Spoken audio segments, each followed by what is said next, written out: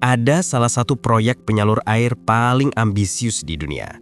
Dibangun lebih dari 100 tahun lalu, melintasi gurun dan pegunungan tanpa bantuan pompa besar. Proyek ini mengubah sebuah kota kecil menjadi metropolis, tapi juga menghancurkan satu lembah subur.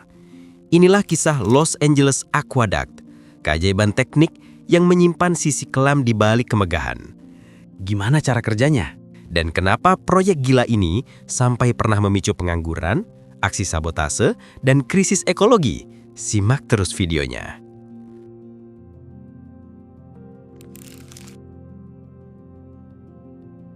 Pada awal abad ke-20, Los Angeles berubah dari kota kecil berpenduduk puluhan ribu menjadi kota yang berkembang sangat cepat. Pertumbuhan industri, migrasi besar-besaran, dan iklim kering California Selatan membuat kebutuhan air melonjak drastis. Sumber air lokal seperti Sungai Los Angeles tidak cukup untuk menopang pertumbuhan itu. Para pejabat kota, dipimpin oleh William Mulholland, Chief Engineer Los Angeles Department of Water and Power, mulai mencari solusi dengan melihat ke Owens Valley, sebuah lembah subur di timur Sierra Nevada yang kaya akan aliran sungai dan air salju. Owens Valley saat itu digunakan oleh komunitas pertanian dan penduduk lokal, termasuk masyarakat adat Paiute yang sudah lama mengembangkan sistem irigasi tradisional. Pada tahun 1905, pemerintah kota Los Angeles melalui Departemen Air mulai membeli hak atas tanah dan air di Owens Valley, seringkali dengan cara yang kontroversial dan tidak sepenuhnya transparan. Melalui jaringan agen dan negosiasi rahasia yang diwakili oleh Fred Eaton, mantan wali kota Los Angeles, hak-hak air pun dialihkan ke kota. Akibatnya, banyak petani lokal kehilangan sumber irigasi mereka, sementara masyarakat Owens Valley merasa ditipu dan dipinggirkan karena awalnya mereka mengira air akan digunakan untuk irigasi lokal, bukan dialihkan seluruhnya ke Los Angeles. Inilah yang menjadi akar dari California Water Wars, yaitu serangkaian konflik sosial, sabotase, dan protes di tahun 1920-an. Pembangunan Los Angeles Aqueduct pun dimulai tahun 1908 dengan melibatkan ribuan pekerja yang harus menggali kanal, membangun sipon baja, dan membuat terowongan di pegunungan. Aqueduct selesai dan resmi dibuka 5 November 1913, ditandai dengan pidato Mulholland yang terkenal, "There it is, take it." Sejak saat itu, air Owens Valley mulai mengalir ke Los Angeles, memungkinkan kota tumbuh menjadi metropolis modern.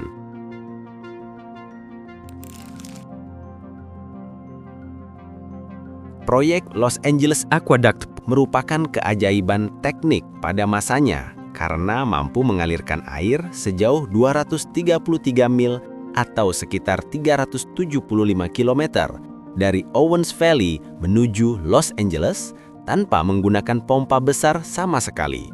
Sistem ini sepenuhnya berbasis gravitasi atau Gravity Fed System.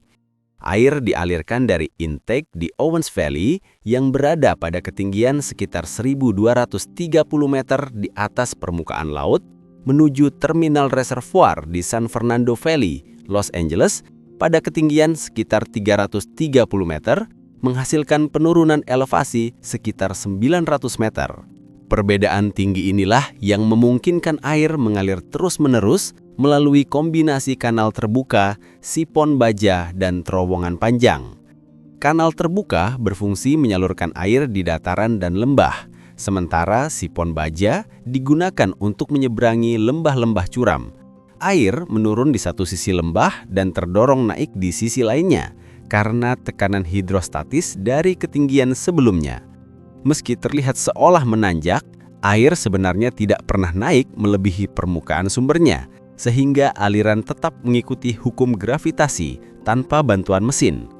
Sekitar 53 mil atau 85 km dari total jalur aqueduct berupa terowongan yang digali menembus pegunungan Sierra Nevada, Gurun Mojave, dan San Gabriel. Salah satunya Jawbone Canyon Tunnel sepanjang hampir 5 km. Di sepanjang jalur, Mulholland dan timnya membangun waduk penampung utama seperti Highway Reservoir, Fairmont Reservoir, dan San Fernando Reservoir yang berfungsi menstabilkan tekanan, menampung cadangan air, dan mengatur debit aliran menuju kota. Infrastruktur ini menjadi fondasi pasokan air Los Angeles hingga sekarang dan masih beroperasi dengan prinsip gravitasi yang sama seperti lebih dari seabad lalu.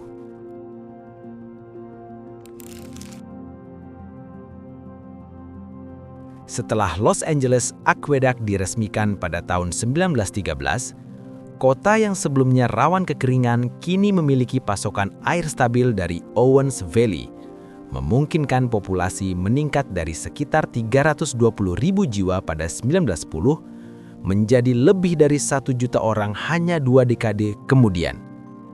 Aqueduct ini mampu menyalurkan sekitar 485 juta galon air per hari, cukup untuk memenuhi kebutuhan wilayah Los Angeles saat itu. Air dari aqueduct digunakan untuk kebutuhan rumah tangga, jaringan hidran kebakaran, dan sanitasi kota, yang sebelumnya menjadi masalah besar di kawasan kering California Selatan. Selain mendukung kehidupan penduduk, air dari aqueduct juga membuka jalan bagi ekspansi pertanian dan industri di wilayah pinggiran. Lahan-lahan di lembah San Fernando yang dulu kering dan tandus berubah menjadi kawasan produktif untuk pertanian buah, sayur, dan peternakan. Pertumbuhan ini kemudian memicu investasi besar dalam pembangunan jalan, rel kereta, dan kawasan pemukiman baru. Air juga digunakan oleh industri yang pada dekade-dekade berikutnya membuatnya berkembang pesat, termasuk film, energi, dan manufaktur. Selain untuk kebutuhan manusia, sistem aqueduct juga dirancang untuk menghasilkan tenaga listrik melalui pembangkit hidroelektrik di jalur pertama, misalnya Highway, Cottonwood, dan San Francisco. Ketika air bergerak menuruni elevasi yang curam menuju kota, sebagian energi potensialnya diubah menjadi listrik melalui turbin-turbin di sepanjang jalur.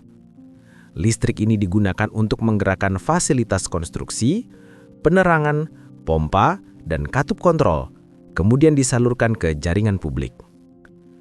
Pada tahun 1970-1971, dibangun Second Los Angeles Aqueduct untuk meningkatkan kapasitas dan mengimbangi pertumbuhan populasi. Hingga kini, sistem tersebut masih beroperasi, namun telah dimodernisasi dengan sensor debit digital, kontrol otomatis berbasis komputer, serta sistem pemantauan energi agar lebih efisien. Los Angeles Department of Water and Power mencatat bahwa sistem ini adalah salah satu contoh infrastruktur multifungsi paling awal di Amerika Serikat, mampu menyalurkan air dan sekaligus menghasilkan energi bersih. Kombinasi manfaat inilah yang menjadikan Los Angeles mampu tumbuh menjadi pusat ekonomi, bisnis, dan industri hiburan yang kita kenal sekarang.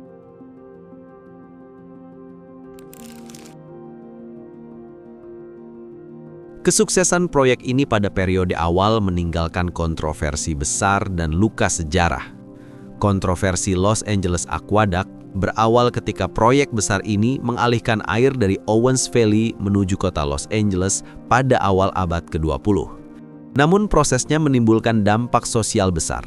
Banyak petani lokal kehilangan lahan produktif karena air yang dulu digunakan untuk irigasi dialihkan ke kota. Akibatnya kegiatan pertanian di Owens Valley menurun drastis.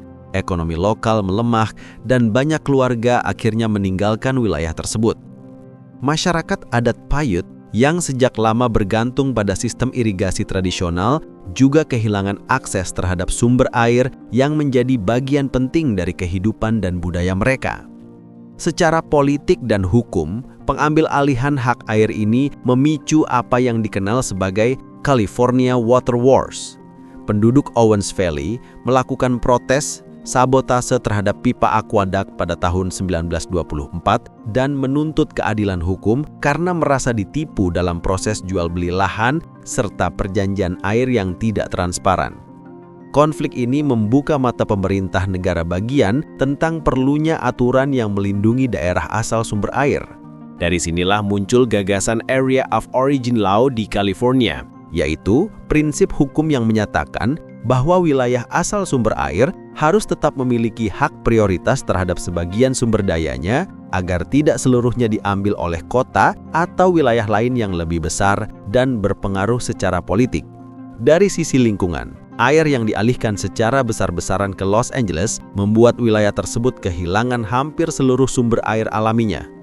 Owens Lake yang dulunya seluas sekitar 280 km persegi, perlahan mengering dan akhirnya hilang sekitar tahun 1926, meninggalkan dasar danau yang kering dan luas.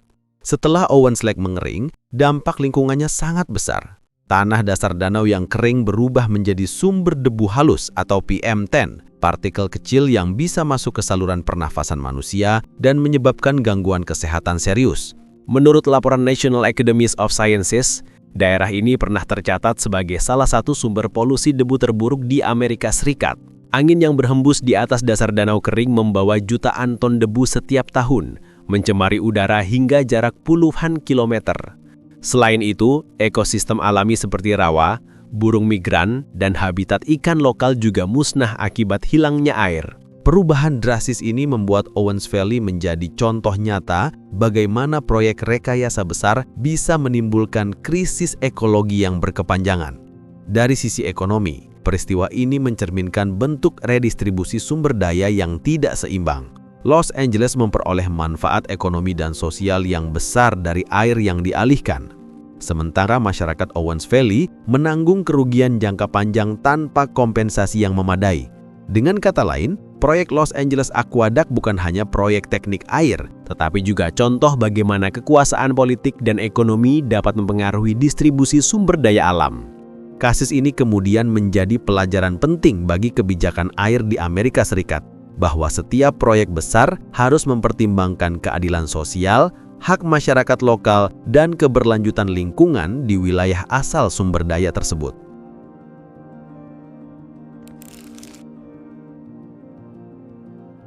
William Mulholland adalah insinyur yang merancang dan membangun Los Angeles Aqueduct pada periode awal.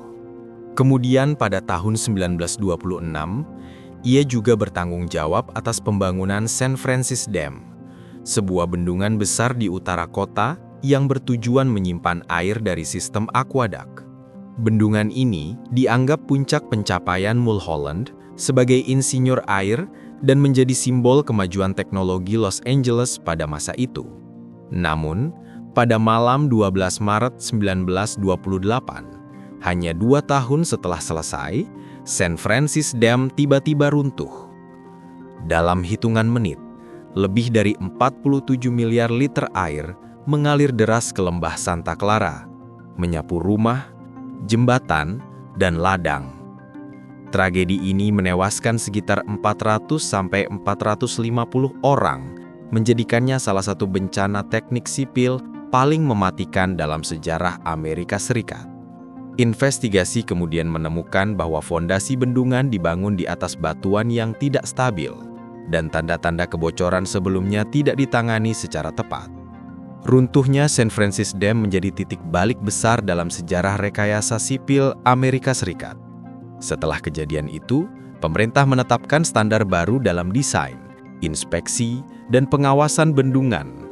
Negara bagian California membentuk lembaga khusus untuk mengawasi keselamatan bendungan, dan aturan serupa kemudian diadopsi di seluruh Amerika Serikat.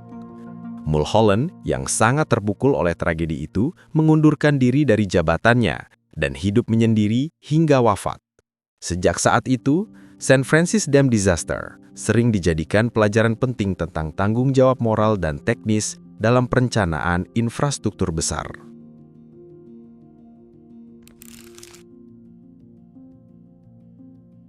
Sejak tahun 1990-an, berbagai lembaga seperti Los Angeles Department of Water and Power dan Great Basin Unified Air Pollution Control District mulai menjalankan program besar untuk memperbaiki dampak lingkungan dari proyek Los Angeles Aqueduct, terutama di kawasan Owens Lake. Setelah danau itu mengering akibat pengalihan air sejak awal abad ke-20, permukaan dasar danau menjadi sumber debu halus berbahaya yang mencemari udara dan mengganggu kesehatan masyarakat di sekitarnya. Untuk mengatasinya, LADWP diwajibkan melalui perjanjian hukum dengan negara bagian California untuk melakukan berbagai langkah pengendalian debu, seperti menerapkan teknik shallow flooding, yaitu membasahi permukaan danau secara dangkal untuk menjaga kelembapan permukaan. teknik managed vegetation, penanaman vegetasi yang tahan kering untuk menahan debu, dan teknik gravel blanket, yaitu penutupan permukaan dengan batu kerikil. Upaya ini menjadi salah satu proyek mitigasi lingkungan termahal di dunia, dengan total biaya yang kini mencapai lebih dari 2 miliar dolar Amerika Serikat. Menurut laporan National Academies of Sciences, Engineering and Medicine, langkah-langkah pengendalian debu yang diterapkan LADWP terbukti sangat efektif menurunkan emisi debu hingga lebih dari 99% di beberapa area yang telah direstorasi. Namun para ilmuwan juga mencatat bahwa pengelolaan ini membutuhkan air dalam jumlah besar, yang ironisnya kembali menjadi tantangan di tengah keterbatasan sumber daya air di California. Karena itu, upaya mitigasi terus diperbaharui agar lebih efisien air dan adaptif terhadap perubahan iklim. Kini, Owens Lake tidak lagi menjadi sumber debu terbesar di Amerika Serikat, tetapi masalah belum sepenuhnya selesai. Tantangan baru muncul akibat perubahan iklim, seperti berkurangnya salju di pegunungan Sierra Nevada yang selama ini menjadi sumber air utama, serta peningkatan suhu yang mempercepat penguapan di area pengendalian debu. Untuk menghadapi situasi ini, LADWP bersama lembaga lingkungan terus melakukan penelitian dan inovasi agar sistem pengendalian debu tetap efektif dengan penggunaan air minimal. Selain itu, ada juga upaya pemulihan ekosistem di sekitar Owens Lake melalui pembangunan habitat basah buatan yang mendukung keanekaragaman hayati seperti burung migrasi dan spesies lokal. Dengan begitu, proyek ini kini tidak hanya berfungsi untuk mengendalikan polusi udara, tetapi juga menjadi contoh penting rekonsiliasi antara kebutuhan manusia dan kelestarian lingkungan.